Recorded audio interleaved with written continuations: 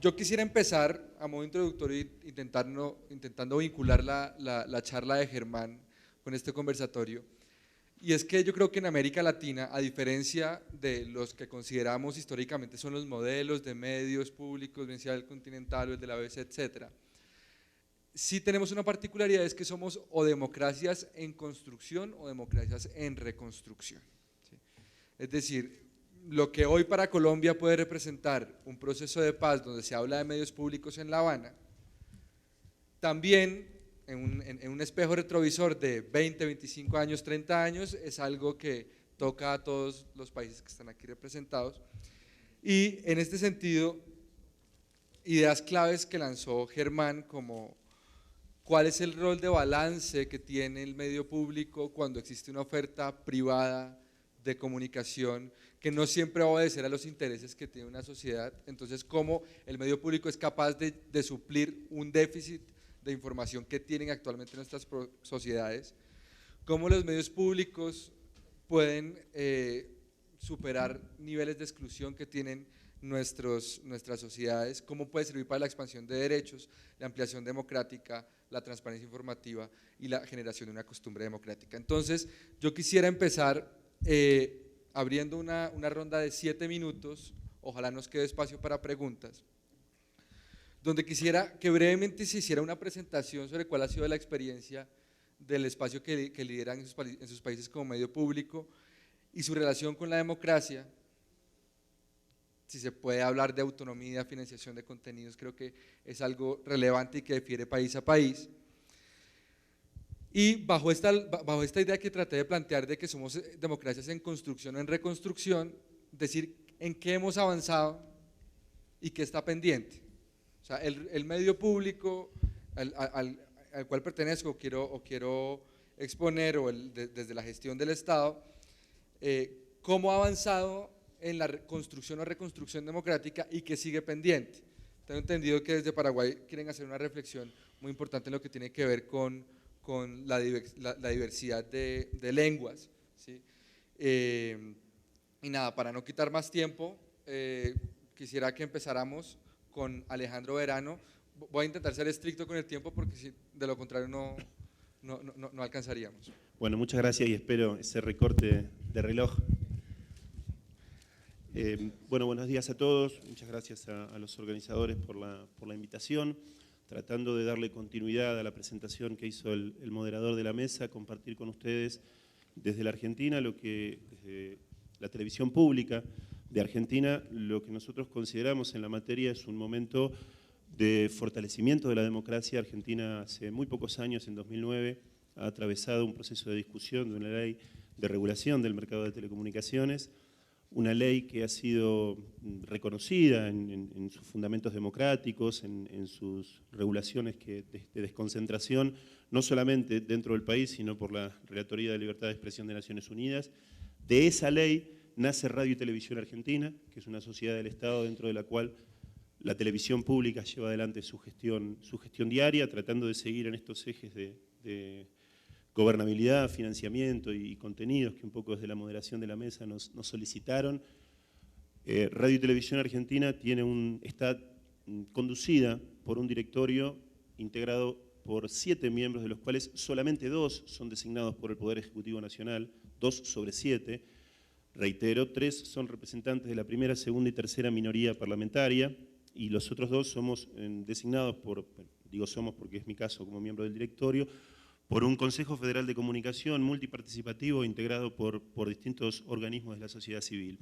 ¿Por qué pongo énfasis en este punto? No solamente para explicar las condiciones de gobernabilidad de nuestro medio público, sino también porque de alguna forma da testimonio de que el Poder Ejecutivo Nacional ha tomado una decisión al impulsar este modelo de gobierno desde la ley de regular, de autocontrolar su capacidad ejecutiva dentro de ese directorio, restringiéndola a 2 de 7 miembros, 3, si tomamos en cuenta que la primera minoría parlamentaria habitualmente va en sintonía con el Poder Ejecutivo, lo cual da referencia de un grado de autonomía e independencia como sociedad del Estado muy importante. Ahora bien, dicho esto, también quiero hacer un agregado a lo que tiene que ver con la gobernabilidad de nuestro medio público, que tiene que ver con algo que se ha debatido mucho ayer y que también se ha planteado hoy en la conferencia del profesor Germán Rey, que ha tenido que ver con esta reflexión que apunta fundamentalmente a entender a los medios públicos en condiciones de fortalecerse, de jerarquizarse, de transparentar su gestión, de aumentar su calidad,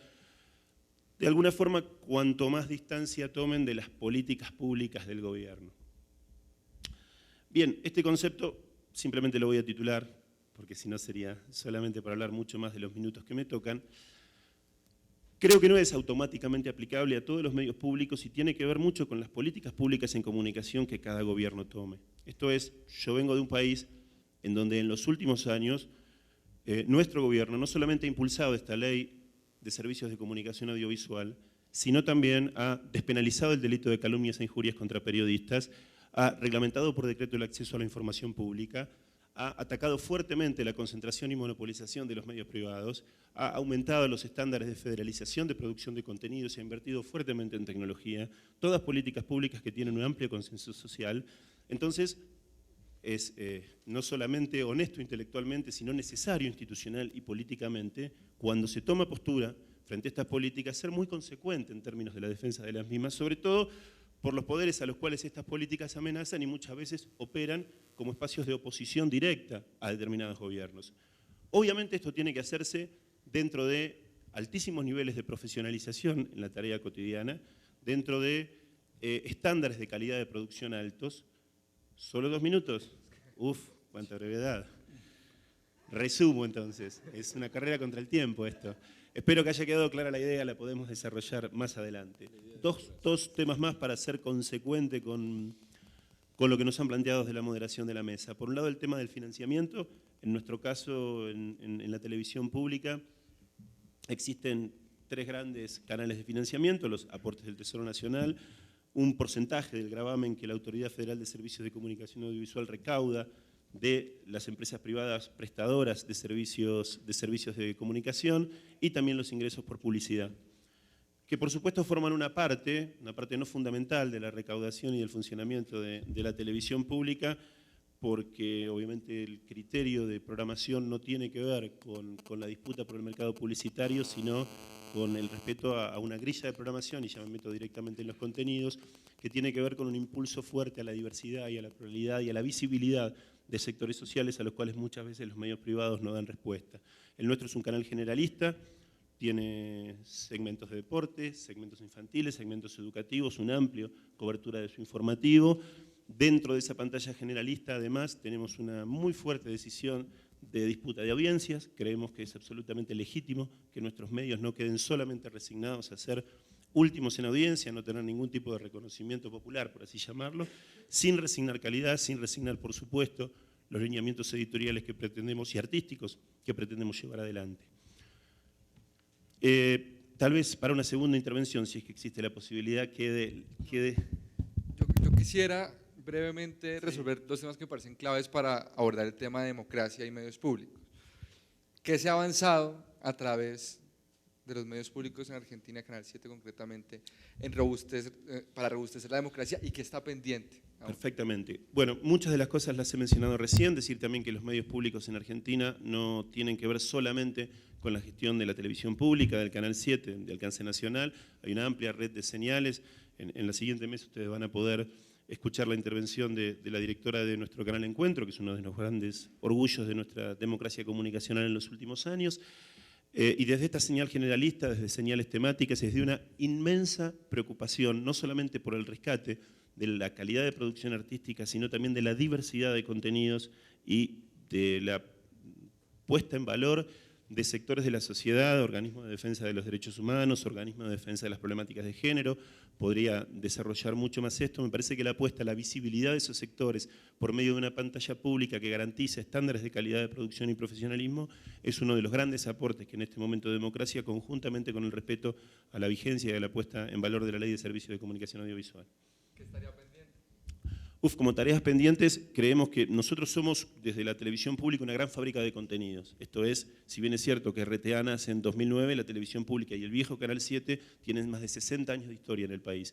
Sin duda, la capacitación de la amplísima red de trabajadores, más de 2.000 trabajadores que forman parte de esta fábrica de contenidos que es nuestro canal, que es como una gran fábrica recuperada, digo, las condiciones de producción de esta etapa en Argentina permiten generar a nivel técnico y profesional una amplia cantidad de producción, para lo cual hay que llegar a ese estándar de calidad, y esto implica no solamente un desarrollo en la tecnología digital, sino también en la formación específica de los trabajadores y, por supuesto, fortalecer más el intercambio de experiencias con países hermanos de la región, que en foros como estos siempre nos nutren de nuevas miradas y de nuevas alternativas para seguir avanzando.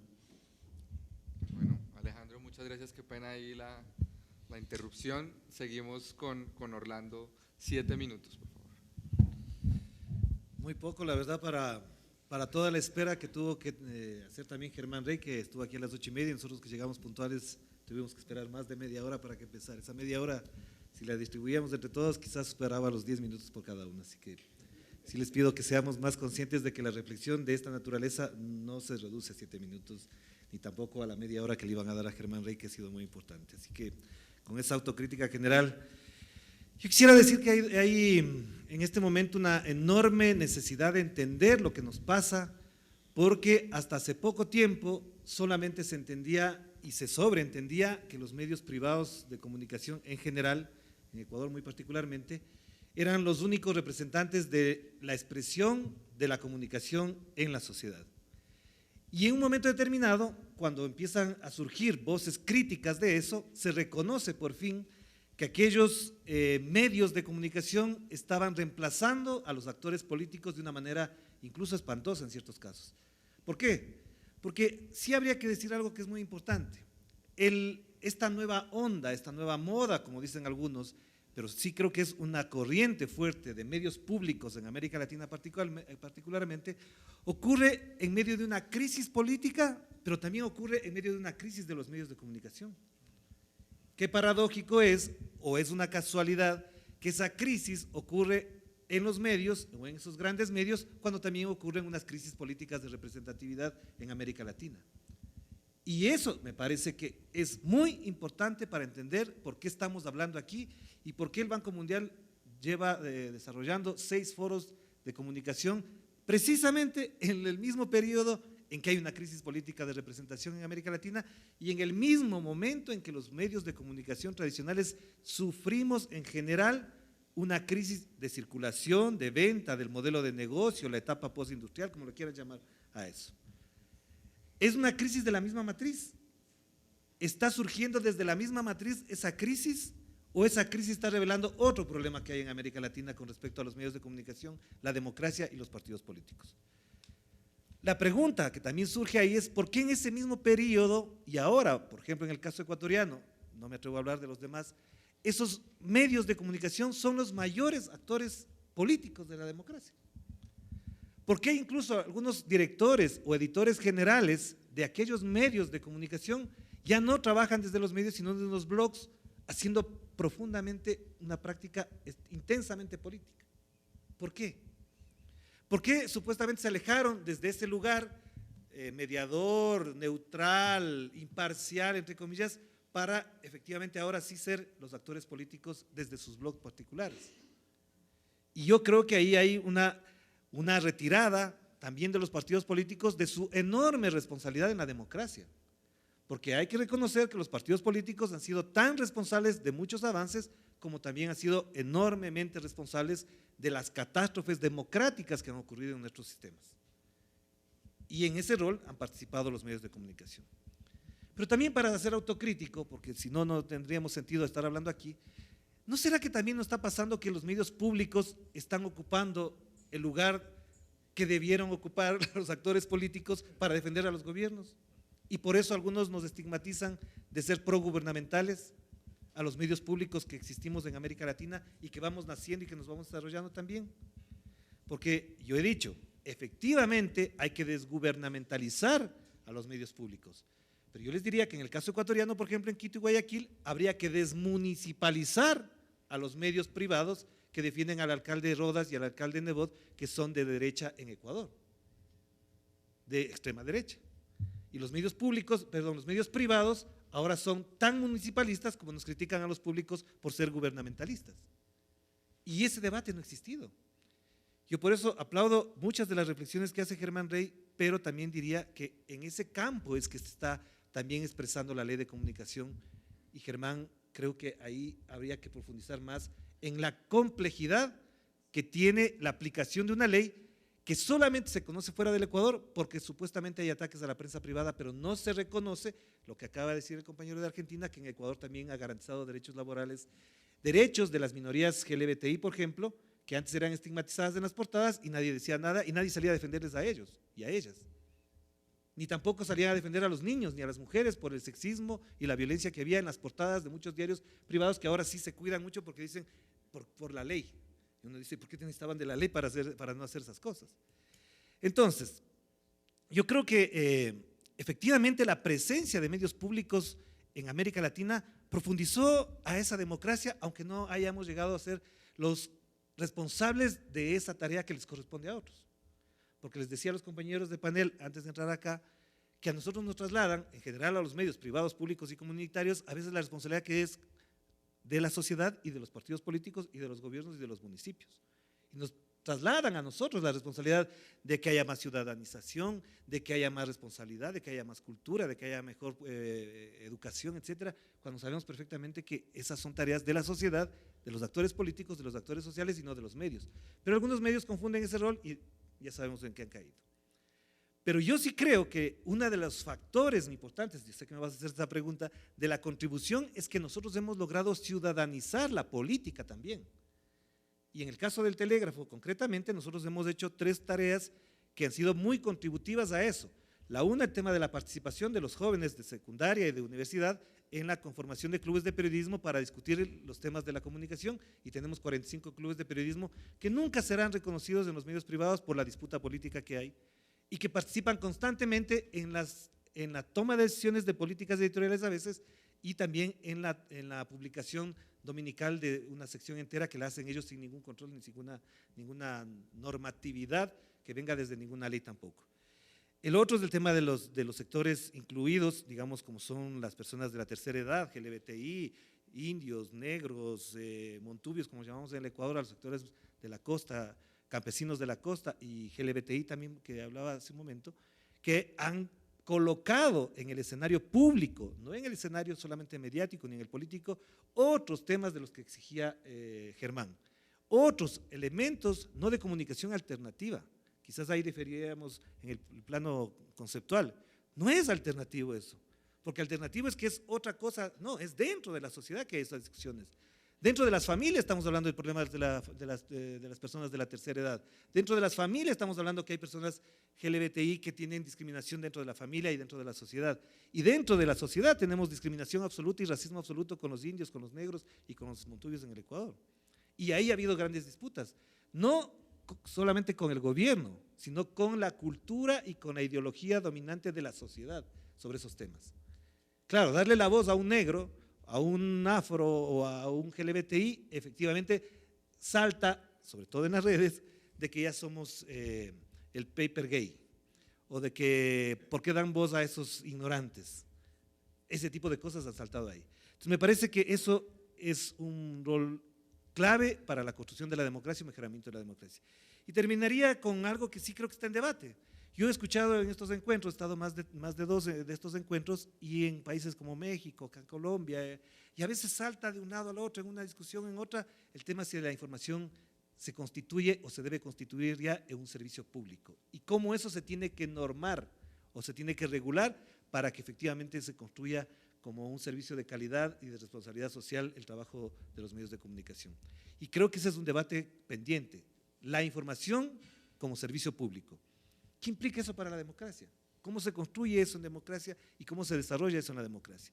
Me parece que ahí hay un factor interesante para discutir, pero además diría que en esta crisis de los medios, en esta crisis de la democracia, ya lo que ha pasado en América Latina en los 90, principios de este siglo, y lo que está pasando en Europa en este siglo, también nos está obligando a pensar, a reflexionar sobre todo, de qué manera los medios públicos efectivamente constituyen un aporte, un pilar de la democracia en la ciudadanización de la política y en el mejoramiento de la calidad de vida y del bienestar de la gente. Muchas gracias. Orlando, no quisiera que cerrara sin responder la pregunta de qué estaría pendiente en el proceso de robustecer democracia. Yo creo que la tarea pendiente sobre todo es que nosotros tenemos que competir en una lógica de mercado desde una concepción y desde una lógica de lo público. Y eso nos está haciendo muchísimo daño a todos los medios públicos. Porque en la medida en que nos asumimos como una lógica de mercado, la competencia para instalarnos en el rating del que hablaba ya Germán, evidentemente surgen unas prácticas que contradicen y hacen chispas, unos roces muy fuertes a la hora de producir información de calidad para una mirada pública. En eso creo que nos falta también argumentos, ha faltado epistemología, trabajo de la academia, de las universidades, para que no sigamos valorando el factor de crecimiento, de desarrollo, de intensificación de la comunicación pública y de los medios públicos como si fuese desde la lógica del mercado. En la medida en que tenemos más rating, más publicidad, más anunciantes, más presencia, entonces ahí estamos bien. Y si no hacemos eso, estamos mal. Yo creo que, por ejemplo, en el caso del Telégrafo, es la primera experiencia de un periódico de carácter nacional, que no necesita ser avalado por el mercado para que eso le dé anunciantes o tengamos discusión o incluso hasta competencia y hasta disputa con los anunciantes. Cuando nosotros hemos recibido anuncios sabemos perfectamente por qué están poniendo anuncios ahí, porque quieren dirigirse a ese público que va creciendo y es al que no llegan los demás medios privados, que es a los que estamos llegando. Entonces me parece que este factor clave, que podría ser motivo incluso del próximo foro para tratar el tema, es de qué manera los medios públicos no se insertan en la lógica del mercado para poder ser efectivamente públicos y cómo desde esa lógica de lo público también podemos ser de calidad, sostenibilidad, etcétera, etcétera, que se ha discutido aquí. Y creo que esa sostenibilidad, lamentablemente, se sigue pensando desde la lógica del mercado y ya sabemos a dónde van a parar los medios, los procesos sociales, ciudadanos, si se inscriben en la lógica del mercado y no pierden el carácter maravilloso, valioso que tiene inscribirse en una disputa de lo público, que es lo que creo que planteaba ayer Martín Becerra. ¿Cuál es nuestra tradición de lo público en América Latina? ¿Cómo podemos nosotros hablar de lo público como si fuese un molde, una aplicación apps de iPhone que se instala aquí y todos tenemos, damos un clic ahí y efectivamente todo salta?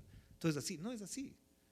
Lo público es un proceso de construcción muy intensa y muy dura en América Latina, porque nunca nos permitieron que lo público sea lo que gobierne, administre la democracia en nuestros países. Muchas gracias, Orlando. César. Bueno, muchas gracias. Apunté ciudadanía y democracia para dirigirme a ustedes, para compartir nuestras experiencias fundamentalmente. Y cuando hablo de ciudadanía y democracia, apunté el tema, como ya anunciaba nuestro presentador, la cuestión que tiene que ver con el idioma. Un tema que me gusta debatir, me gusta hablar, insistir, porque Paraguay es un país que tiene 2 idiomas, más de 17 lenguas nativas. Durante más de 500 años negó ese idioma. O sea, hoy por hoy hablar un idioma guaraní y decirles Baixapapeicó es como más o menos un cliché para el artista que va y dice Rojaijú Paraguay, verá que se aprenden a veces, varias veces y nos emociona, pero a veces no lo hablamos en lo cotidiano. El guaraní está presente en los noticieros de los lunes cuando se va a informar noticias policiales, ¿verdad? De quién violó a quién asaltó dónde, entonces iba el periodista de los canales a hablar en guaraní porque es más fácil extraer la noticia al delincuente, porque el delincuente habla el guaraní, obviamente. Pero el que va a hablar de noticias de Wall Street habla inglés, ¿verdad? Y el español más o menos, entonces, pero habla inglés, ¿verdad? Porque hay que explicar qué es el Dow Jones y otras cosas que a veces ni el periodista sabe. En las clases se hizo un estudio y se encontró que gran parte de los estudiantes no estaban aprendiendo lo que pasaba, los chiquillos, no solamente en las ciudades, en el campo, porque la profesora obviamente hablaba en español y el chiquillo estaba atento. Después cuando le preguntamos, ¿y cuál es ya cuando no entendí, te dice? O sea, ¿qué quiere decir? ¿Entendiste? No. ¿Por qué? Porque los paraguayos pensamos en guaraní. Hablamos el español, pero pensamos, sentimos en guaraní. Los médicos generalmente, hace apenas 2 años, el Ministerio de las Universidades Nacionales están obligando a incluir el guaraní, porque hasta ahora los médicos son como dioses que llegan públicos, atienden con sus batas y el paciente le trata de entender qué le pasa, ¿verdad? Cuando a veces lo único que le tendría que decir es tu hijo tiene fiebre, pero le explicaba, le dice, o gripe, le dice influenza. Imagínense influenza para una señora que para ella es ñacanundú, ¿verdad? Eso es el idioma que nosotros usamos. O sea, ¿qué tiene que ver esto con los medios? Y tiene que ver todo. Porque desde el momento en que asumimos la conformación del sistema de medios públicos en Paraguay, uno de los ejes más importantes fue justamente el guaraní tiene que tener la misma presencia que los otros idiomas, porque lo que se ve en la tele o lo que se escucha en la radio es importante. Sabemos eso, ¿verdad? Salió en la tele, te dicen, ¿verdad? O sea, imagínense qué importante es la tele. En Paraguay no sé en cuánto aumentó la estadística, y esto es oficial, de niños que se llaman Onur y niñas que se llaman Sherazade, ¿verdad? Registros que están ahí porque a las 9 de la noche hay que ver esa telenovela y probablemente llamarse así, ¿verdad? Cuando si tuviéramos más novelas, a lo mejor con nombres nuestros, con producciones locales, también estaríamos motivando a la gente. ¿Y qué tiene que ver esto? Tiene que ver con un país donde durante 500 años negó su cultura, su idioma. Recién en 1992 se incluye como idioma oficial. Recién, hace 20 o 30 años, se empieza a incluir en los medios, primeramente como publicidad. Y hoy en la televisión pública Paraguay TV y en Radio Nacional de Paraguay estamos inculcando programas donde se hable, donde se enseñe, ¿verdad? Donde se explique, porque la gente es lo que entiende. O sea, imagínense que 500 años nos dijeron de que hablar guaraní era ser ignorante. Si buscan en la Real Academia Española van a encontrar guarango, deriva del guaraní, es igual a ignorante, tonto, ¿verdad? Y por lo general cuando nos dicen, che, ¿qué guarango sos? Es porque sos un burro, ¿verdad? Entonces, ¿cómo negar nuestra cultura? Y hoy ese es el reto que estamos teniendo en estos medios públicos. Mostrar o dar el mismo espacio en el noticiero, en los informativos. Y una experiencia reciente, justamente ayer para los que estuvieron adelante, que estamos muy emocionados, católicos y no católicos, con la visita del Papa, al igual que en Ecuador y en Bolivia. Y el Papa anunció que va a rezar en guaraní el Padre Nuestro. Entonces, obviamente, la gente quiere rezar en guaraní. Hicimos una prueba de un videíto que anda circulando por ahí. Podríamos ver de cómo estamos enseñando a la gente a través de Paraguay TV a rezar en guaraní. Kuan ya eto ñondive koñemboe, kirito boiña nemboe baekue. Y katujanguaisha Papa Francisco hubo veña neretame, ya epo ñondive hatapora. Oreru Ibaga pereimeba, toñembo yeroviaki nanderera, tario ñoambande en boreju, toye ya poner en bipota, coibu ari, Ibaga peguaisha. Eme orebe ko ara por enviuna, opa ara roicote beba. Ejayarei que no orebe envia po baikue. Los ejari haishoro era pichape, envia po baikue rendive. Hani que nare heyaroike, los yepu ana aba y hanguame, jaurepe a, opamba ebaiwi. Peñembo e que no ñondive. Peñembo e penderogape, pene pejenguecuerandive, pene anguirunguerandive. Y catujanguaisha Francisco hubo veña neretame, anga un majebo veo ñembo e janguaña nendive, ñandeño ñembo e abei gendive, borai jupaverjeve, jajatapona, oreru.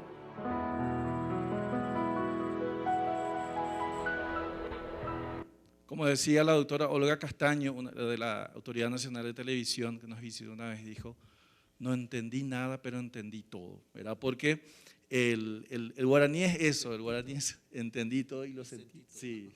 Porque el guaraní es eso, es un idioma expresivo, pero que tiene esa carga del rechazo, esa carga del sesgo, esa carga de que porque hablas guaraní sos menos que el otro, ¿verdad? Sin embargo, el rol desde los medios públicos que estamos insistiendo es esto, darle el mismo espacio y no solamente en los noticieros criminales o en los problemas, sino que desde lo cotidiano, desde lo que hablamos, y estoy seguro que es un proceso de recuperación histórico demasiado importante, ¿verdad?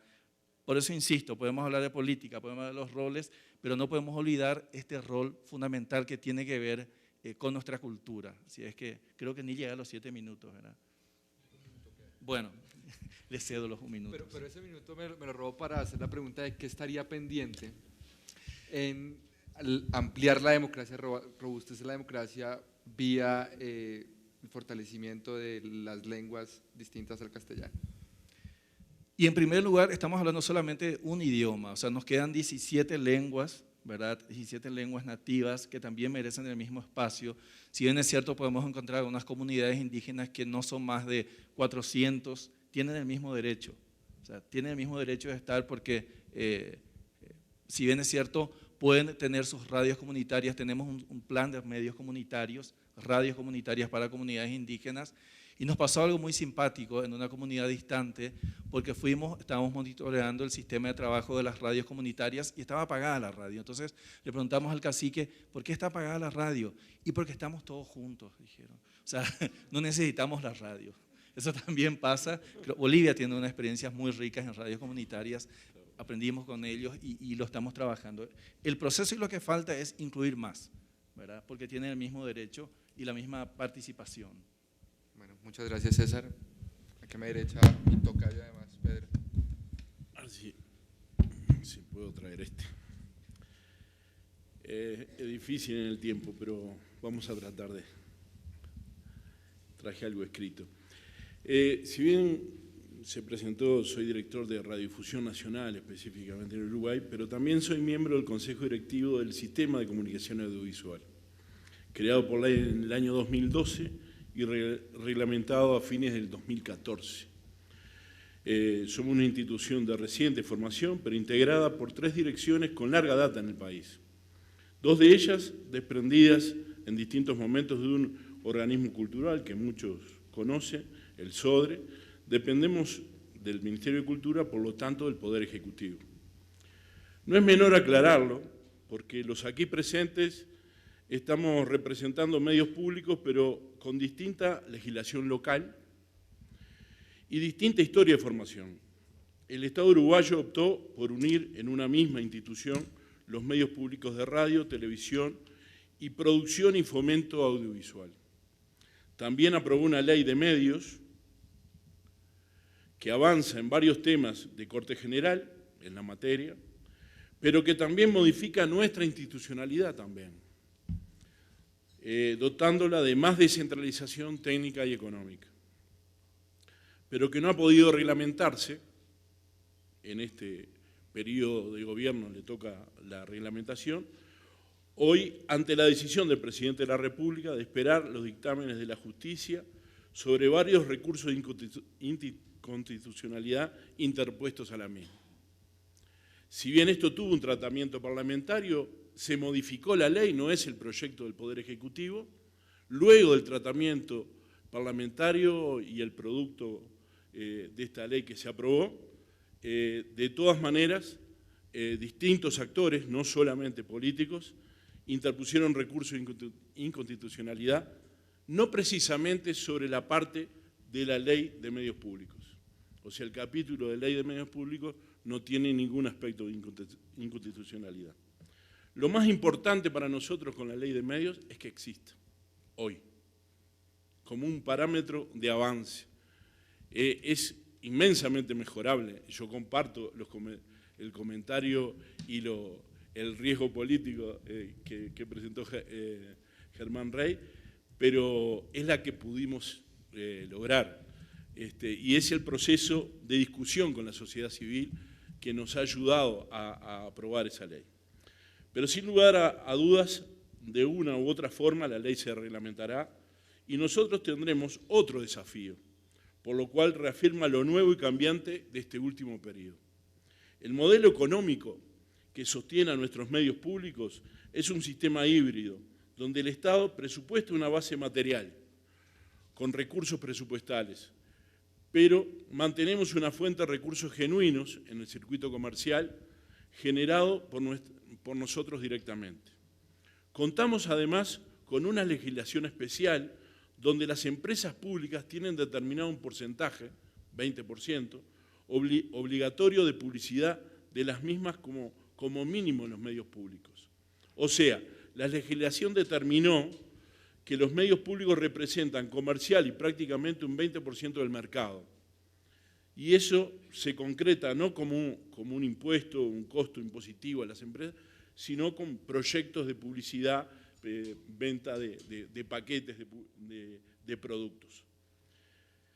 También sobre la equidad de la publicidad estatal en los medios en general, de difusión, existe un proyecto de ley a estudio generado por la sociedad civil. Todos sabemos lo costoso de los cambios tecnológicos que hoy estamos realizando en todos los países, algunos más avanzados que en otros. En nuestro modelo de digitalización ha sido clave una fuerte alianza estratégica con la empresa pública de telecomunicaciones, Antel, donde la misma realizó el diseño técnico y está avanzando en el implante de la señal en todo el país, de la señal digital. En realidad nosotros tenemos previsto el apagón analógico para noviembre de este año, cosa que estamos convencidos que no va a ocurrir, pero lo tenemos allí, el apagón. Nosotros en televisión estamos abocados a presupuestar, proyectar y rediseñar los contenidos de comunicación que venimos desarrollando, dándole esa señal a Antel para que la propague. El gran desafío es justamente en la generación de más contenidos. Nuestra visión en el periodo es transformarnos en una unidad experta, eficiente y eficaz en el marco de la sociedad de la información que gestione el sistema de medios y fomento público, integrado de manera activa y protagónico el Sistema Nacional Audiovisual del Uruguay desde su rol de servicio público de comunicación. Debemos brindar a todo ciudadano de la sociedad uruguaya un servicio de calidad, sustentable, enraizado en la población, potenciando un marco general que permita promover la comunicación como actividad social a través de interés público, asegurando el fomento y desarrollo de productos, proyectos y contenidos audiovisuales de calidad. Desde nuestro punto de vista, la sustentabilidad estará dada si los productos y contenidos son apropiados por la población. Pretendemos no ser los medios del gobierno, sino del Estado, donde la visión del gobierno siempre tiene que estar, pero también deben estar las otras visiones que sobre un fenómeno cualquiera la sociedad tiene. Los medios públicos deben canalizar la visión de las minorías, de la diversidad de cualquier especie. Debemos, en definitiva, ser garantistas que estas voces van a estar. Como principios, garantizar a todo ciudadano el acceso a la información, garantizar una visión integradora de la diversidad nacional y hacia colectivos de ciudadanos uruguayos residentes en el exterior, promover los valores de la paz, la democracia, los derechos humanos, la integración y la justicia social, promover la interacción internacional y fundamentalmente en los que el país lleva acuerdos, Mercosur, UNASUR, etc. Fuerte alianza con los que comparten principios como estos, sean estos públicos o privados, presentando especial interés en apoyo, asistencia y difusión a campañas de interés y bien público, en proyectos y programas de calidad, en contenido de valores, donde en muchos casos debemos apoyar económicamente o técnicamente. Estas alianzas serán el sustento político y por consecuencia económico para sostener estos servicios, colaborando en la construcción de una sociedad diferente. Debemos ser conscientes de nuestra magnitud. Por esa razón, la creatividad, el intercambio, el conocimiento en todos los planos y la capacitación son fundamentales. No vamos a ser sustentables si nuestras economías y nuestros países no son sustentables. No debemos esconder nuestras diferencias ideológicas, sino que los acuerdos trasciendan las mismas, si son impulsadas por valores humanos, morales, de memoria y de equidad de nuestra América Latina. Por primera vez en nuestro país tenemos un programa que habla de la memoria indígena, Oyedán, en Chaná. Tenemos programas afro hechos por descendientes africanos. De esas minorías estamos hablando, de las minorías que el Uruguay, al igual que otros o más que otros, en un Uruguay genocida de lo indígena, recupere y traiga nuevamente a luz lo que realmente es, porque hay mucha descendencia indígena, mucha descendencia afro en Uruguay que ocultó durante muchos años en aras de la democracia, tal vez por los partidos que sustentaban el poder de esas minorías. Bueno, muchas gracias, Pedro. Argemiro. Bueno, nuestro país, revisando históricamente, nace la televisión en 1954, indudablemente en el marco de un gobierno dictatorial, pero recuerdo que aún en los años 80 Colombia, ese modelo era un modelo reconocido a nivel internacional, el modelo de Inravisión. Y en 1991, cuando tenemos la Constitución, que yo creo que ha sido de esos momentos históricos de efervescencia, de optimismo en Colombia, se crea la Comisión Nacional de Televisión y pensamos nosotros que ese era el gran proyecto y ese era el gran modelo. De hecho, muchos vinieron a principios de los 90 a reconocer ese gran logro de la democracia colombiana, en 1991, cuando se crea. Y esas cosas que suceden en Colombia, que lo hemos hablado, esas contradicciones, y lo hablamos ayer con Fernando Calero, estas mismas discusiones las dimos hace 25 años, estas mismas discusiones. ¿Y qué pasó con la Comisión Nacional de Televisión? Pues que se convirtió en un monstruo. La cosa que nunca pensamos que se iba a convertir, se convirtió y dio paso a una autoridad nacional de televisión que hoy yo creo que todos los colombianos estamos pensando que hay que volver a reformar, ¿sí? Indudablemente yo trato de entender y buscar qué es lo que ha pasado con los medios públicos en Colombia. Y hoy, lastimosamente, creo yo, no sé si era que también me estoy volviendo viejo, pensando que hubo un pasado mejor de los medios públicos. Pero indudablemente hoy tenemos otro sueño, y hoy tenemos el sueño y ese gran anhelo de la firma de paz, del posconflicto. Cuando yo leo que en La Habana se comienza a abordar el tema, yo digo, qué bueno, ¿sí? Que podamos de nuevo abordar con propiedad y con seriedad el papel de los medios públicos en Colombia. Esa discusión está pendiente. Y recuerdo pues cuando uno leía a Daniel Pecot, cuando analizaba los síntomas de la violencia en Colombia, decía que Colombia es un país donde el Estado, ¿sí?, ha estatizado al revés, siempre a favor de lo privado, ¿sí? En Colombia el Estado interviene para privatizar la educación, para privatizar la salud, y de igual manera le da entrada a los canales privados, no tengo nada en contra, pero debilita lo público. Casi que no es problema, dejemos que la libre empresa, dejemos que el modelo neoliberal regule el mercado, la mano negra del mercado va a regular esto. Y resulta que no es cierto, no es cierto. Y hoy entonces tenemos en el país, fluctúa mucho de los gobiernos, fluctúa mucho de los gerentes, fluctúa mucho de los gobernantes de turno, el modelo, cómo se administra esos medios de comunicación pública. Algunos serán respetuosos, otros lo consideran eminentemente gubernamental. Yo creo que esa discusión la tenemos que dar los colombianos con tranquilidad, hay que hacer una discusión, unos debates internos en el Senado, porque sin lugar a dudas, la debilidad institucional que tenemos en gran medida se ve reflejada en la debilidad en el caso de los medios públicos. Tenemos que ser honestos y decir, los grandes debates que ha habido en este país lo han hecho los medios privados. Las grandes investigaciones las han hecho los medios privados.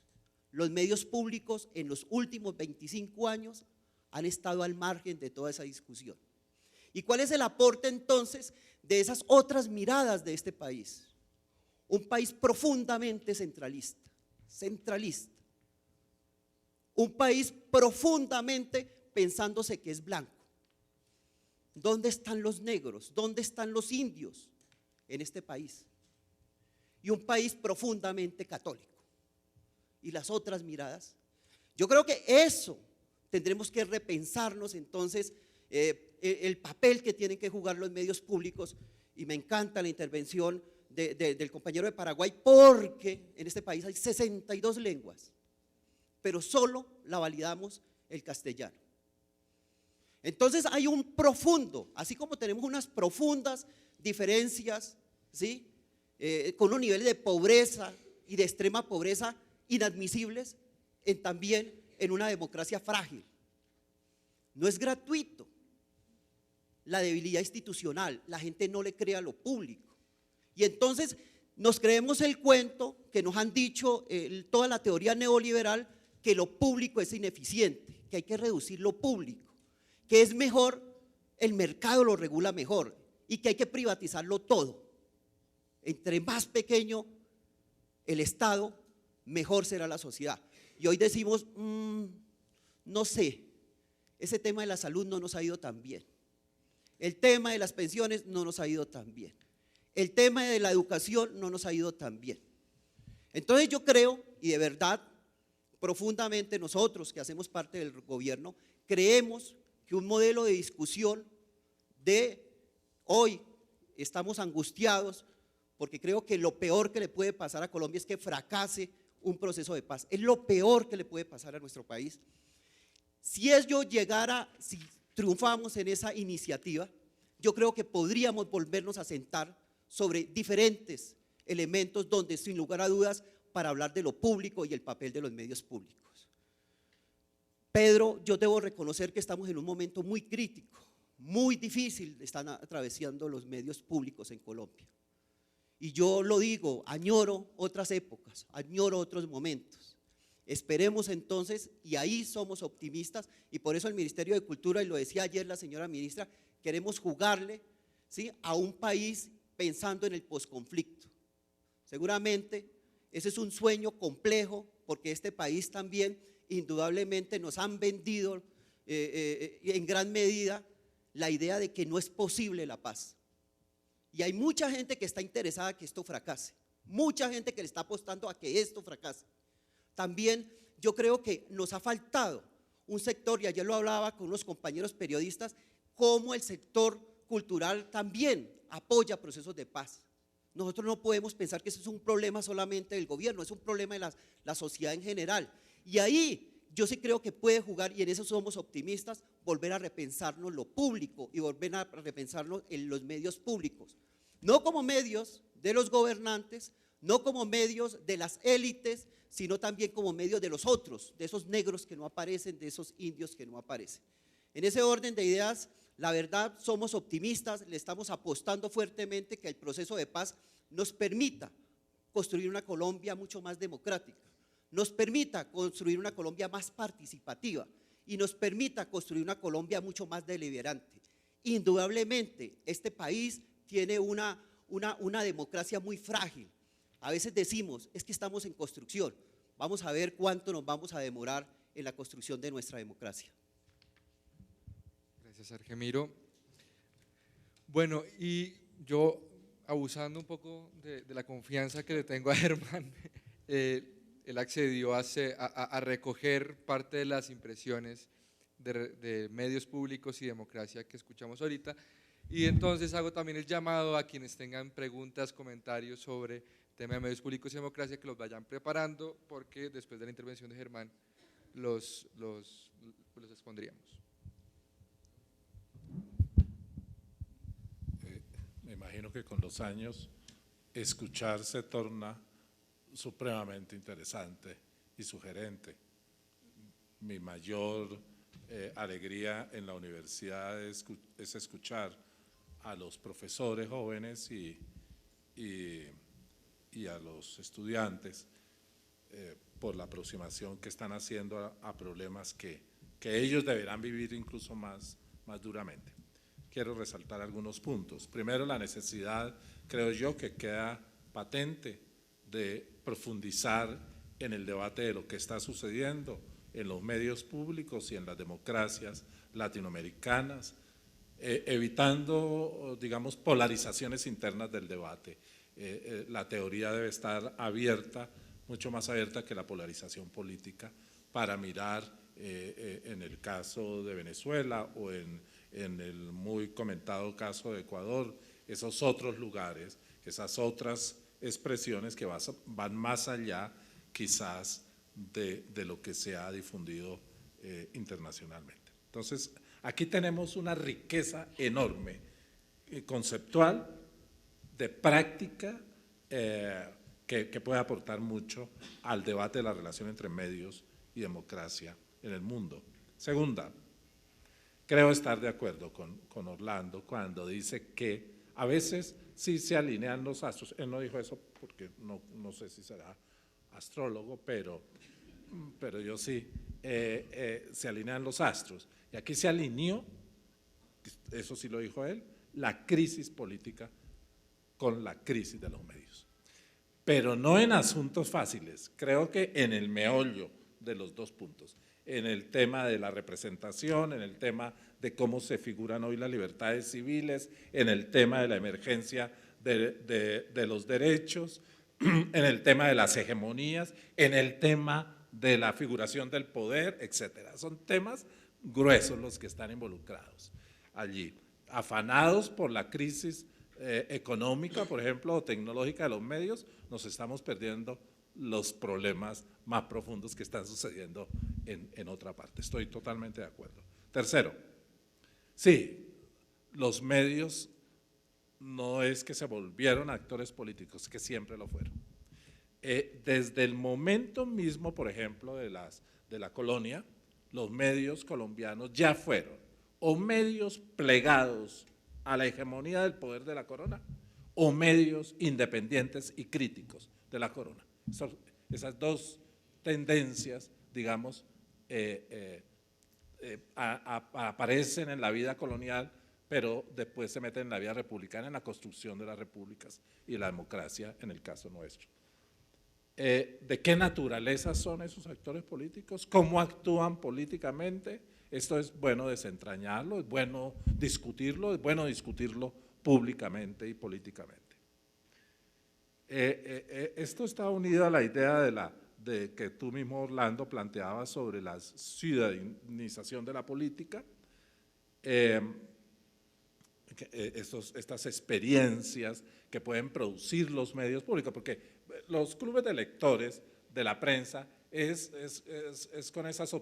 parte de las obsesiones que tiene la prensa, de las malas obsesiones, porque hay buenas obsesiones, ahorita voy a hablar de una, de las malas, y es pensar que el desarrollo de públicos, de audiencias y por lo tanto de inversión y por lo tanto de modelo de negocio va a ser a través de los clubes de prensa o la prensa escolar. Yo no creo en eso. Es diferente mirar este tema desde la lógica de lo público que desde la lógica del mercado, y creo que desde la lógica del mercado este tema es tramposo. No lo es así desde la lógica de lo público. Eso me interesa mucho escuchar más sobre estos temas.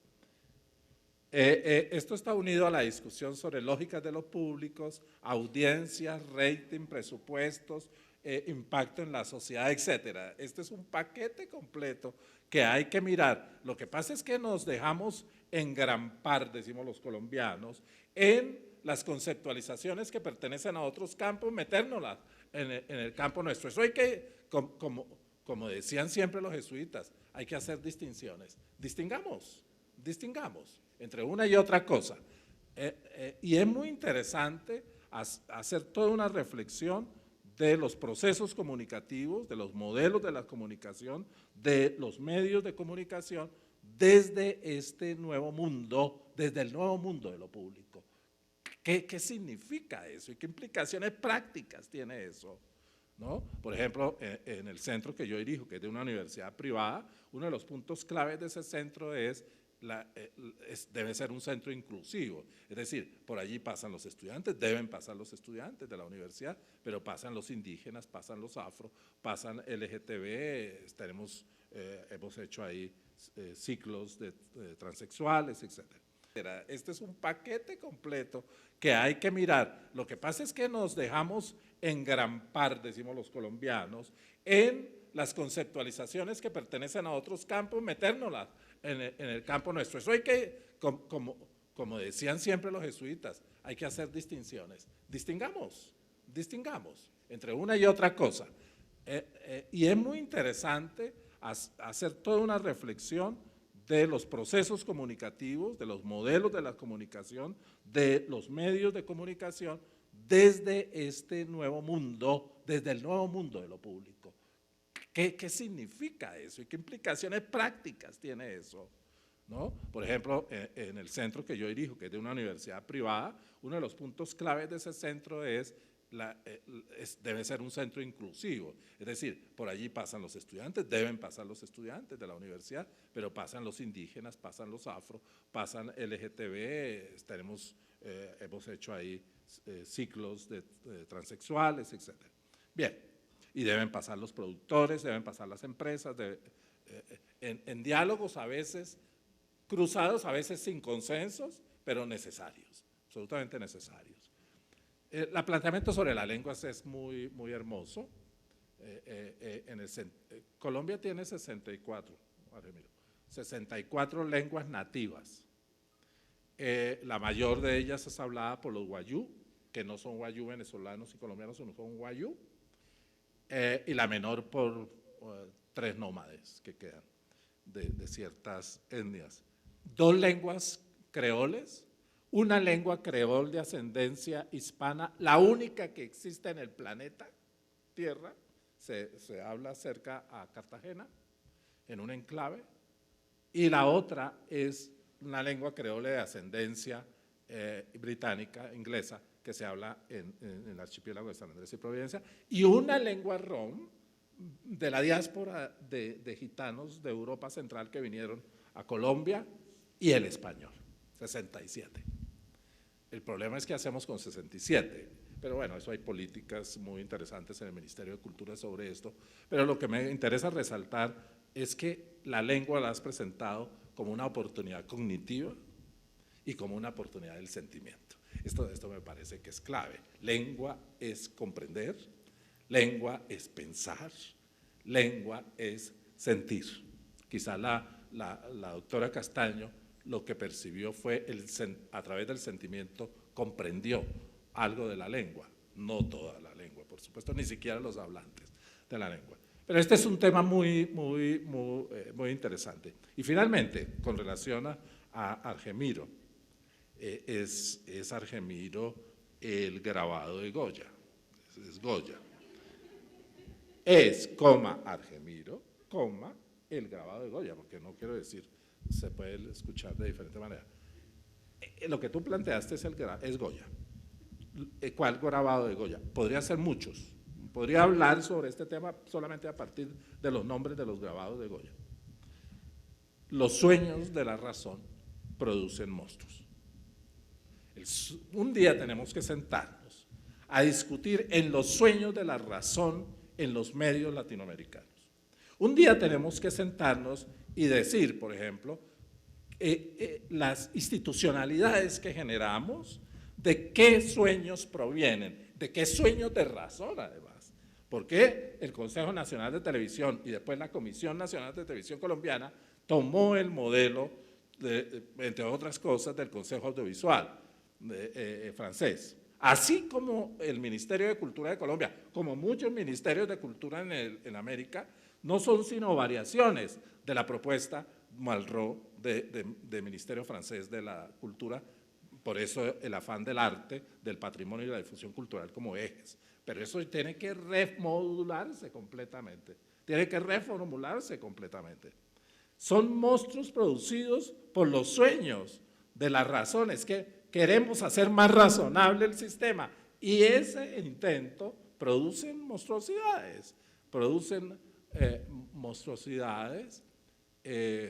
que a mí me interesan también muchísimo. Hace poco le dirigí, aquí termino, un discurso a unos niños que están haciendo una experiencia de apropiación de tabletas en ático, en el centro, de escuelas públicas, porque estamos haciendo proyectos con escuelas públicas. Las privadas ya tienen muchas cosas. Vamos a la escuela pública. Y los niños habían creado cuentos digitales, y alguno hizo un cuento alrededor de un monstruo extraordinario. Y eso me permitió dar una conferencia que se llamó En ático todavía no hay fantasmas, pero sí existen monstruos. Y recuerden ustedes que en el texto clásico de Calabrese, que lo estudiamos en la comunicación, él habló de la importancia de las monstruosidades. El análisis de las monstruosidades nos puede dar unos elementos para pensar los sueños de la razón y concretamente de la razón democrática. Pero eso lo dejo como menú para poder seguir pensando hacia el futuro.